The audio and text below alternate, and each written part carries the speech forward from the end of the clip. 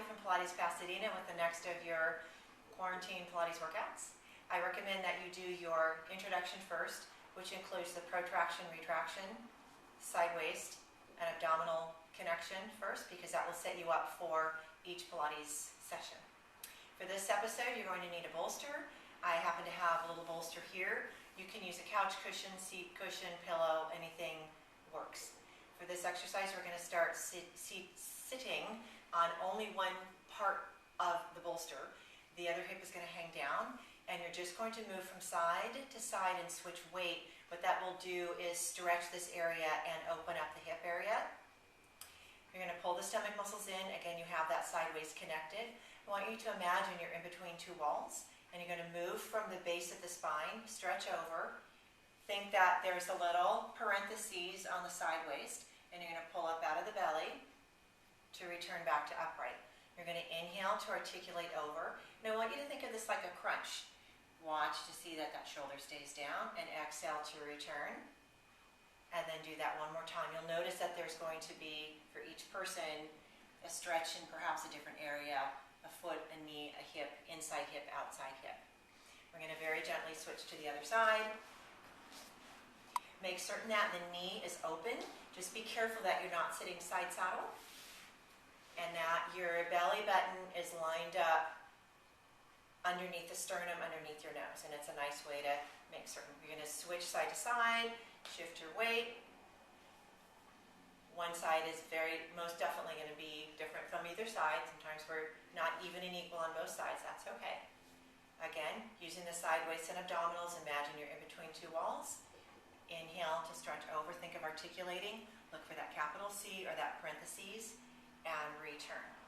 Inhale to stretch over. Look for the belly button, and exhale to return. And inhale to stretch over, and exhale to return. For the next exercise, you simply sit in front of your bolster. Now there's two different ways to do that, and I'll show you both. One is to place the bolster about a palm's distance away from the tailbone. You're going to start with your feet in parallel.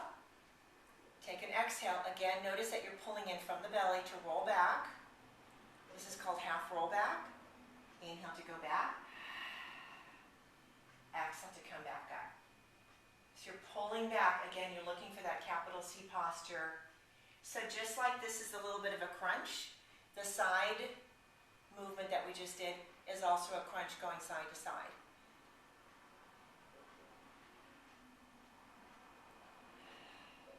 Now the second way to do this, what I want you to look for is if there's any tightness or tension in the front of the legs or the quads. The second way to do that is, if you do have that, is that you can actually sit on top of your bolster, and that way it gets your hips up.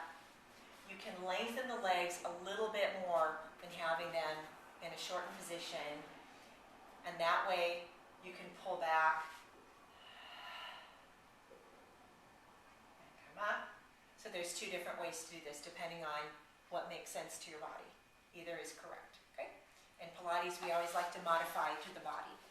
And the last exercise we'll do today, and you can take these in little chunks. It's very good also to take little pieces. Always do the intro, and then as we do each episode, you can pick and choose which exercises you like to do, or you can do them all. You're going to sit on top of the bolster, or your pillow, or your couch cushion, roll back, and this is going to feel really good, especially if people have sciatica or have lower back issues. Make certain that you pull into the belly so that you're angling, so that's your imprint. Do you see how this becomes a seesaw? So really make certain that you're pulling the stomach muscles in. Think of the feet over the hips and not so much over the nose. So in your start position, you're going to very slowly keep the connection on your hip and on your pelvis. The weight of this long lever is going to go outbound. You want to make certain that it doesn't arch your back. So only go as far as you can. Maintain your pelvic stability using your abdominals. You're going to inhale to send the leg outward. You have a split leg position. You're going to reinforce that imprint to bring that back in. Inhale to send one leg outward, and exhale exhale to bring that back in. Also check to see if the shoulders want to peel. And the next exercise is, if you like, you can put a little ball in between the knees.